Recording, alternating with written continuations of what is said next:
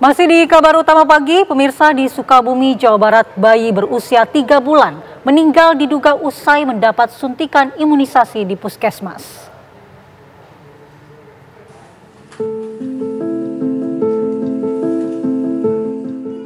Suara tangis Muhammad Kenzi Arifin, bayi berusia 3 bulan itu, kini tak lagi terdengar menghiasi rumah pasangan muda Ihsan Nur Arifin dan Dea Wulandari.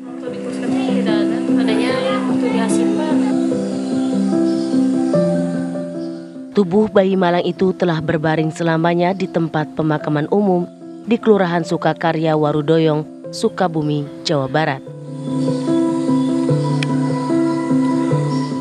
Pasangan muda Ihsan dan Dea pun hanya bisa pasrah di depan makam anaknya yang meninggal, diduga usai mendapatkan suntikan imunisasi di puskesmas. Ihsan menuturkan, sebelumnya korban dalam keadaan sehat saat dibawa ke puskesmas. Namun setelah disuntik, tubuh bayi mungil tersebut membiru. Itu bayi itu sehat, lahir sampai 3 bulan itu belum ada sakit sedikit pun. Beriwayat sakit pun nggak ada. Ketika udah diimunisasi langsung meninggal seperti itu dengan biru-biru semua, berarti ada kemungkinan ada gitu malpraktik seperti itu. Korban sempat dibawa ke rumah sakit Ashifa, namun nyawa bayi tersebut tidak tertolong.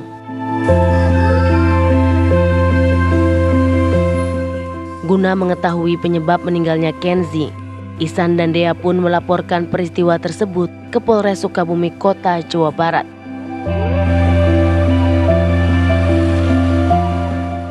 Dari Sukabumi, Jawa Barat, Rizky Gustana, TV One mengabarkan.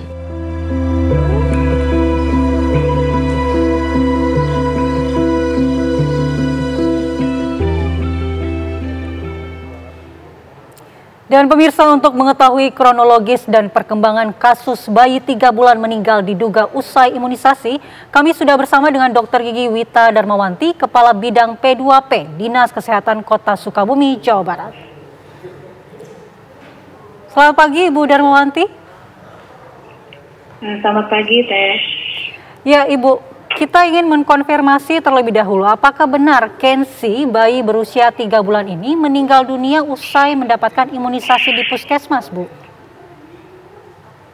Kronologisnya sih seperti yang dikatakan Ibu ya, sebagian mungkin sudah disampaikan oleh Ibu Kenzi bahwa bayi waktu itu tanggal 11 datang ke puskesmas dalam keadaan sehat. Datang ke puskesmasnya, kemudian bayi di screening atau diperiksa ya keadaan umumnya oleh dokter untuk dilihat apakah layak untuk diimunisasi secara kesehatannya atau tidak. Nah, setelah diperiksa oleh dokter, bayi terlihat memang layak untuk diberikan imunisasi. Jadi saat itu setelah bayi dicek kesehatannya, kemudian diberikan ditentukan dulu ya vaksinasi apa yang akan diberikan kepada bayi usia 2 bulan 28 hari. Nah, seharusnya bayi tersebut kan sudah mendapatkan BCG, kemudian pentavalen 1, kemudian polio 2 ya, seharusnya untuk usia seperti itu, kemudian mendapatkan rotavirus. Tapi karena bayi tersebut datang terlambat ya, akhirnya kita memberikan vaksinasi dengan jumlah 4 antigen. Yang pertama adalah BCG, kemudian diberikan tetes polio, kemudian diberikan pentavalen 1 ya, kemudian diberikan tetes rotavirus sesuai dengan pedoman yang berlaku dari Kementerian Kesehatan. Nah, setelah itu kemudian bayi diobservasi ya oleh bidan dan perawat, oleh dokter, maksudnya oleh dokter dan bidan diminta untuk menunggu sejenak untuk diobservasi, dan setelah dinyatakan aman boleh pulang. Kemudian dari cerita ibu pada saat pulang, bayi terlihat sehat ya, dan sempat bermain-main dengan ibu kemudian diberikan ASI, kemudian bayi tertidur, baru kemudian setelah bangun tidur, bayi diminta susu lagi ya, maksudnya seperti terlihat ingin menyusui.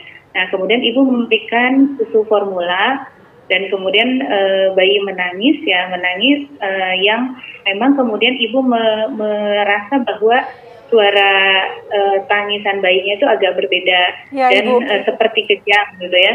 Ya, Ibu Darmawanti. Tadi Ibu katakan bahwa sang bayi ini mendapatkan 4 vaksin sekaligus. Bagaimana sebenarnya prosedur pemberian vaksin ini? Apakah tubuh bayi ini memang mampu menerima hingga 4 vaksin, Ibu? Pada umumnya ketika bayi sudah di-screening ya, sudah dinyatakan sehat, maka sebenarnya bayi tersebut bisa diberikan 4 macam antigen tersebut ya, dengan standar bahwa disuntikan di sebelah kanan untuk BCG, kemudian tetes sebanyak 2 tetes ya untuk polio, kemudian disuntik di paha kanan untuk pentavalent, dan kemudian diberikan tetes rotavirus. Nah, selama ini sebenarnya sebelum kejadian ini juga kami sudah memberikan di puskesmas yang sama ya, di bulan April 4 bayi ya diberikan 3 bayi ya, 4 bayi itu dengan bayi Kenji. Nah, 3 bayi sebelumnya di bulan April sama diberikan double injection ya, dan ini tidak bermasalah gitu, seperti itu. Ya Ibu, apakah pada saat pemberian vaksin tersebut puskesmas meminta persetujuan dari pihak orang tua? Kalau pada saat pemberian itu kami biasanya SOP-nya seperti itu ya, menyampaikan kepada orang tua bahwa bayi akan diberikan sebanyak 4 antigen, dan kemudian ini juga mungkin di Undang-Undang 17 tahun 2023 ya Bu, di pasal 276 bahwa hak-hak pasien ada, tapi di situ paling terakhir itu bahwa untuk